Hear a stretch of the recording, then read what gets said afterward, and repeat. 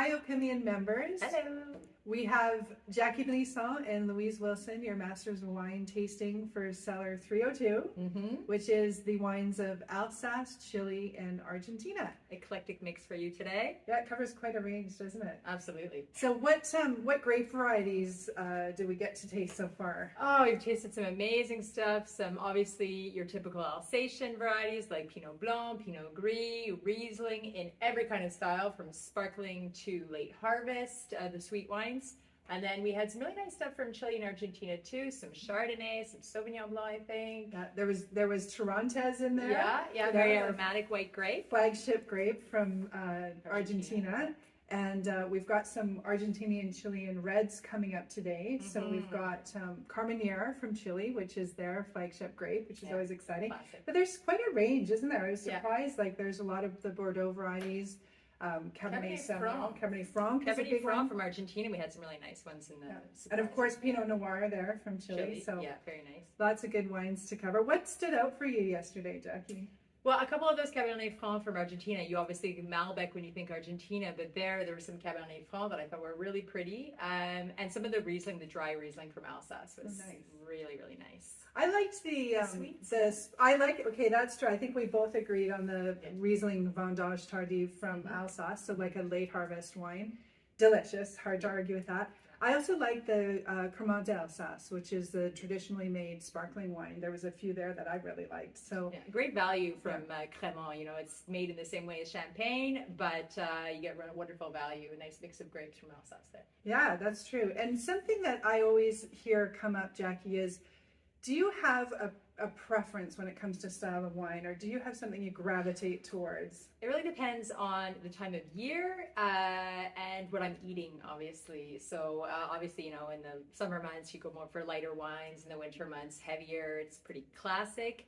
But I don't have a specific preference. I do like bright acidity, though, in all my wines. I love that balance that comes from the freshness. Yeah, and for me, I'd say I'm kind of the same answer. Like, I can't put myself in one style. Like, I think the thing about wine that we love is the diversity and the range of experiences. One thing that I will say is that I do drink across the price points. So I think maybe there's a perception that we're only drinking, you know, fine wine every night, but I can appreciate well-made wine across the price points. You're looking for different things in wine at those points. On a Tuesday night, if all you're having is a pizza or something, you don't need to be drinking a Grand Cru. Just a little fresh, light wine. Well-made, and I think we're probably both always looking for good value, no matter what price point we're drinking. So what do we have? I think we have 160 wines in this cellar. I know, it's a big one. So 160 wines, 3 days, there's 25 flights.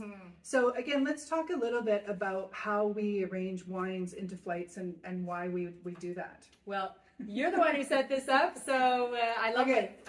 Louise does a fantastic job setting this up, going from lighter whites to reds to give our palates a bit of a break so we can go back and forth. And obviously from dry to the sweet to the end of the day. You got it. That's really it. I mean, we really want to, if we're tasting 50 plus wines in a day, we really want to allow, I guess, to take care of our palates as best we can all throughout the wine. So we're starting light and dry and escalating up to fuller, richer, more tannic wines, and the sweets or spirits if we're tasting spirits at the very end. So that's how we do it. We break it into groups of no more than 12, I guess.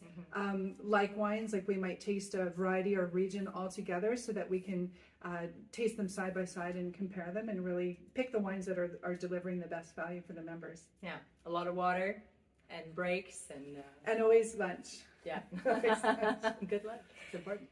Another question, what kind of samples you receive, tank samples, and also something with natural wines? Oh, right, of course.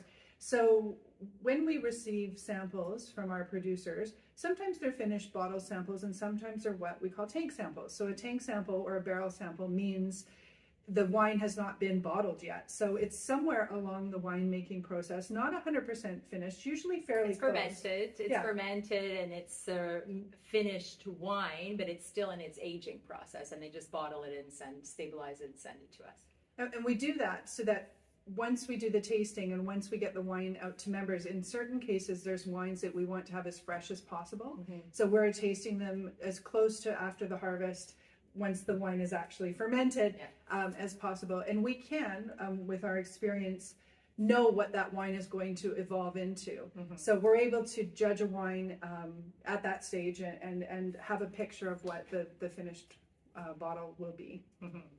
And then natural wines, right? We received quite a different, we were talking about all the different styles of wine we received, obviously from dry to sweet, but we also received a lot of natural wines. So these are wines made in organic, obviously in the vineyards, and then with as little intervention as possible in the winemaking. So with natural yeasts, with no sulfur, obviously, and we've had some pretty cool ones. I think from Chile, was it? Yeah.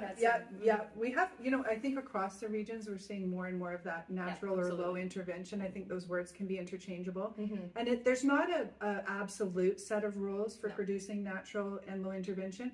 It's really a judgment call by the winemaker. So they want to be as hands-off as possible and while the wine is being made. So as you mentioned, less sulfur, probably not filtered, limited oak. You wouldn't see a lot of new oak. Neutral vessel. And they really just, I think, are looking for the terroir and the wine to speak for itself without necessarily adding or changing the direction of the wine at all. So that's something that we're seeing more and more of, and I think that the members are interested in as well. And there's a big range when it comes to natural wines. If you have one you think you don't like it, don't write off all natural wines, because they can range from kind of funky, odd flavors to very pure, bright fruit. So give them a try, play around with them. Yeah, I agree. Share with us your philosophy, your approach on wine tasting, and what's your expertise and knowledge background for this offering Alsace, Argentina, and Chile? Ooh, that's a big question. So this is obviously quite eclectic mix when you're talking about Argentina and Chile and Alsace, quite different regions. I've been to Alsace quite a number of times. I was actually there this summer, and I love those aromatic Alsatian grapes. And there's a great tie-in between these aromatic grapes in Alsace and the aromatic Torrontés we were talking about in Chile. And I think it's just in terms of our practice and experience in tasting these grapes, I guess it's really a question of knowing what to expect, knowing the typicity. These are grapes we're familiar with, especially studying for the Master of Wine. We need to taste them over and over and over again.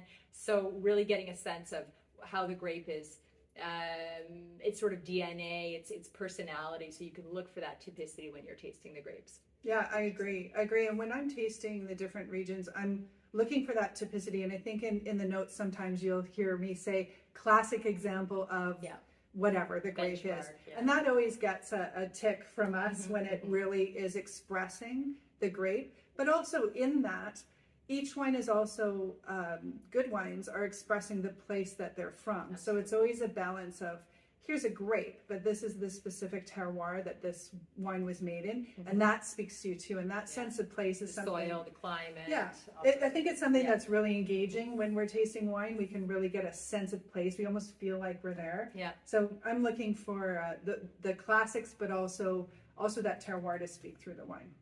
Absolutely. Quick conclusion. Okay. So I guess we better get off to tasting, Jackie. We have a big day today. We have another 60 wines to go today, so hopefully we'll find some great ones for you. Yeah, thanks everybody. We'll talk to you again soon. Bye. Bye.